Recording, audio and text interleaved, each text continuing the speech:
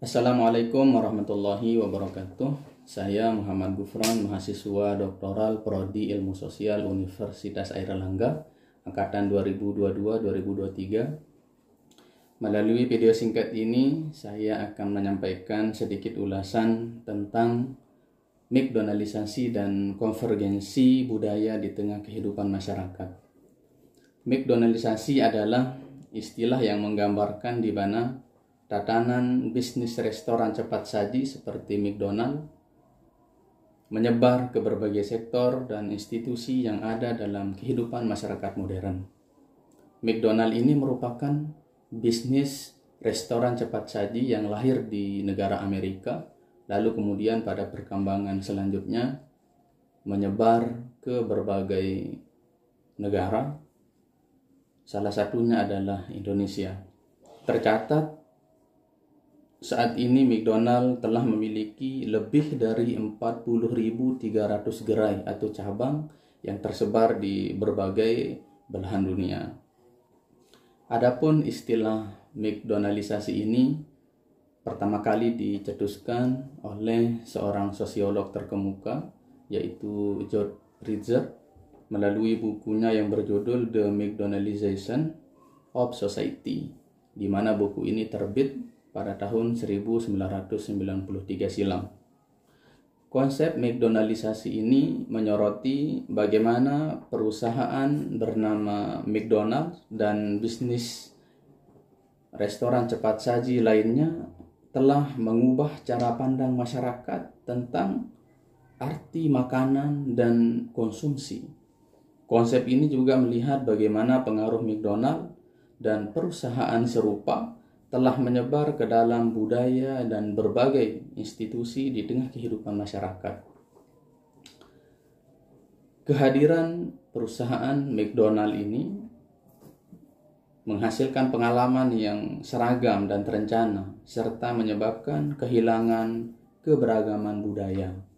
Budaya yang beragam oleh McDonald dan kawan-kawannya dirubah menjadi budaya yang seragam. Ini membawa kerugian bagi budaya lokal yang ada di berbagai tempat. Singkatnya, McDonaldisasi menghasilkan homogenisasi dan standarisasi dalam pengalaman dan layanan bisnis yang mereka kembangkan. Ini artinya masyarakat secara tidak sadar digiring dari satu kondisi menuju kondisi lain yang sesuai dengan budaya negara asal dari McDonald, yaitu Amerika Serikat. Selanjutnya saya akan memaparkan diskusi analisis. Menurut George Ritzer dalam bukunya Teori Sosiologi halaman 686 sampai 687, ada 5 dimensi dasar dari McDonaldisasi, yaitu pertama, efisiensi, yaitu upaya untuk menemukan cara yang paling mungkin untuk mencapai apapun yang diinginkan. Pegawai restoran McDonald dituntut agar bekerja secara efisien.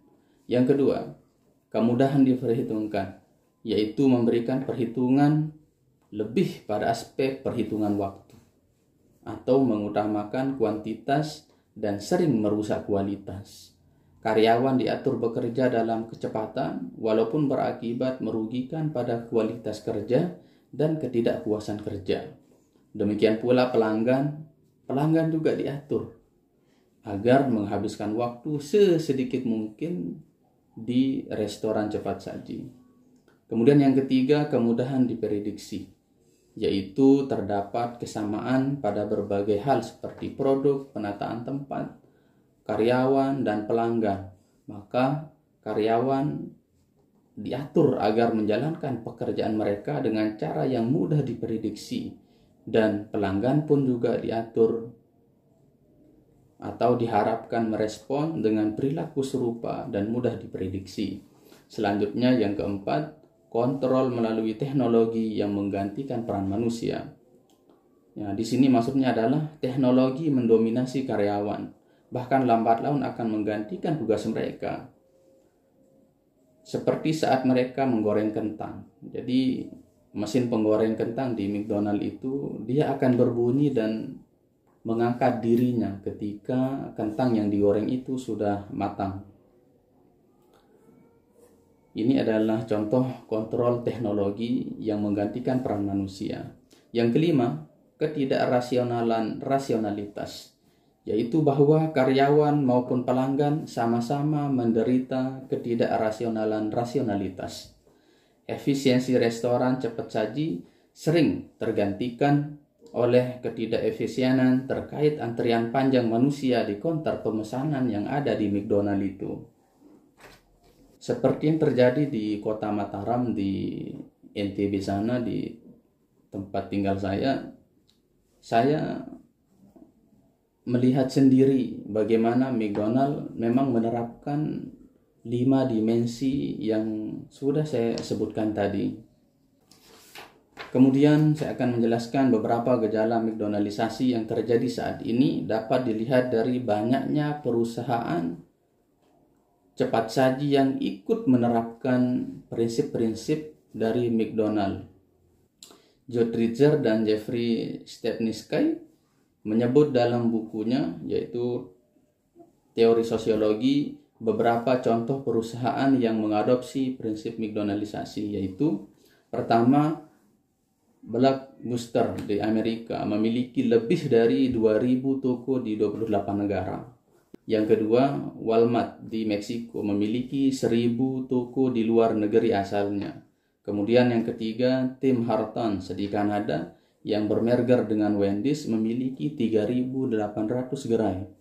Kemudian Croissant di Paris memiliki cabang di berbagai penjuru kota di Perancis. Kemudian contoh perusahaan lain adalah Jewish Burger di Lebanon berkembang maju di negeri Arab. Berdasarkan fakta ini, McDonald sebagai model utama dari McDonaldisasi telah menampakkan dirinya sebagai kekuatan yang menduduki posisi sentral di seluruh dunia. Kehadiran McDonald di berbagai belahan dunia bukan hanya soal invasi ekonomi, tetapi lebih dari itu, ia hadir seperti makhluk tangguh yang membawa pengaruh besar, yaitu konvergensi budaya. Apa yang dimaksud dengan konvergensi budaya? Konvergensi budaya adalah proses di mana seseorang atau sekelompok manusia beralih dari satu budaya menuju budaya yang lain, yang berbeda secara signifikan. Konvergensi budaya ini biasanya terjadi ketika seseorang atau kelompok mulai mempelajari dan mengadopsi aspek-aspek budaya baru dan meninggalkan aspek-aspek budaya lama yang mereka anut. Konvergensi budaya sesungguhnya dapat membawa manfaat. Betul, konvergensi budaya ini memiliki nilai manfaat bagi kehidupan masyarakat, tetapi juga di satu sisi konvergensi budaya ini akan membawa dampak negatif. Apa contohnya? Yaitu bisa menimbulkan konflik batin bagi individu atau kelompok yang mengalami proses konvergensi budaya. Demikian, Assalamualaikum warahmatullahi wabarakatuh.